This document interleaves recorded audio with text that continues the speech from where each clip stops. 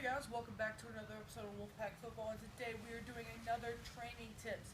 Today we are going to be doing wide receiver. This is a position that I've never really played other than out in the street with friends and family, but I do know some things that are pretty helpful to receivers.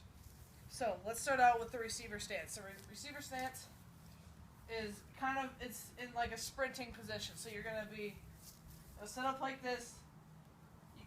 You don't want to, kind of want to have your feet like a little bit more narrow than shoulder width, and then you just step back so you have an extended stance. Now, one thing with the receiver stance, this is one thing that I learned from my coach. He was our offensive coordinator, and one thing that he told us was when you're in receiver stance, stay low, because what our receivers were doing is they were standing up high, and then when they snapped the ball, they'd go down and then take off. So if you start out low, you're already in that position, and that takes off half a second off of your start. So yeah, so let's go into breaking down and all that stuff. Oh, real quick, let's work on false stepping. So one thing that I've seen some receivers do is when they snap the ball, they'll slide that foot back and go. If you're going to do that, if you're going to slide this foot back, just start with this foot.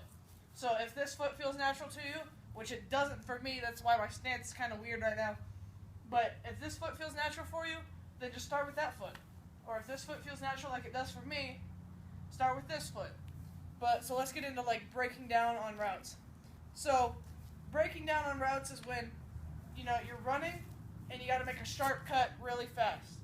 So what you have to do is when you break down, you have to slowly start chopping your steps.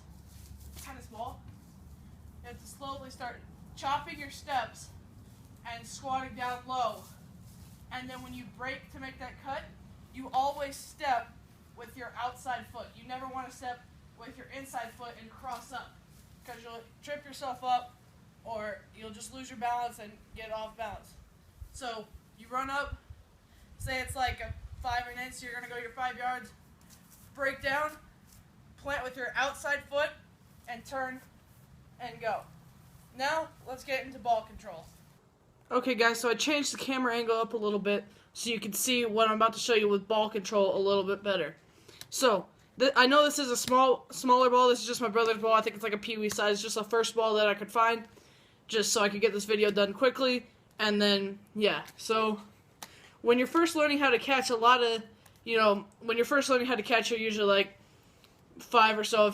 If your family's into football, they'll start teaching you football sooner. But if you're just learning how to catch, like it's your first year playing football and you're, older, like 10 and up, what you'll originally start doing, even when you're younger, is you'll catch with your hands. You'll catch with full hands. And that's fine when you're younger, like 10 and under and all that. But once you get up into higher skills, what you want to do is instead of catching it with full hands, see like that, how our full hands are pressed against it, what you want to do is you want to get to catch it with your fingertips. That's what people mean when they say receivers need soft hands. You need to be able to catch it with your fingertips. So, they do make tools for this. I think Cutters makes one. The Cutters Great Catch. I'll link that down in the description if I can find it. I think Skills makes one. But yeah, so there's a bunch of different tools for that, but honestly, you don't really need that. Just throw a ball up and practice catching it with your fingertips like this.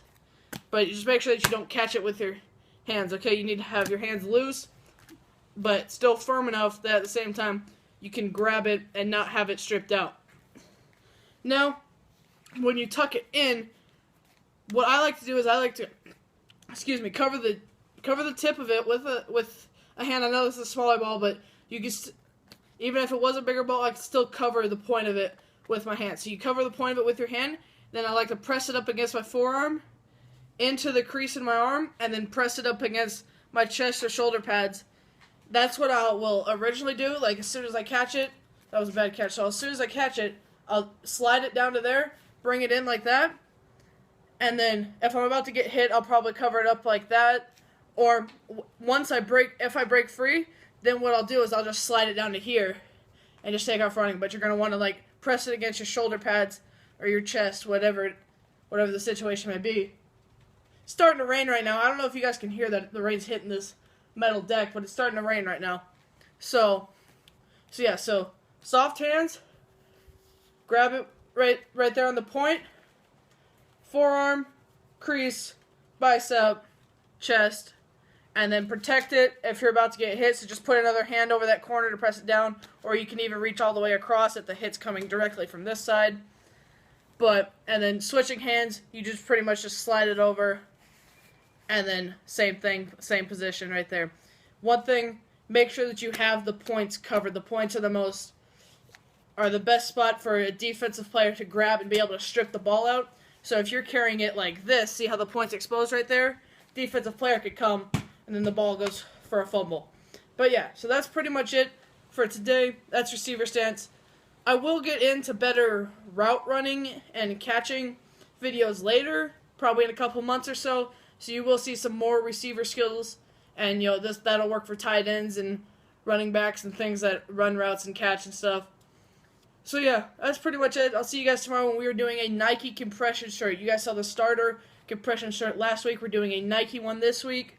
And then the week after that, we're doing a Nike versus starter compression shirt competition thing. As you guys can see, these are not new gloves. These are gloves that I got when I was 11 and played flag football. And I just found them the other day, and they still fit. So I put some grip boost on there. I don't know if you guys know what that is. You guys will see a review for that in a couple months. But one thing that I like about these, if you put them together like that and make the Under Armour symbol. So just something cool, just some new gloves that I found. But yeah, so that's pretty much it. It's starting to rain a little bit harder now. I don't know if you can hear that, but see you guys tomorrow. Peace.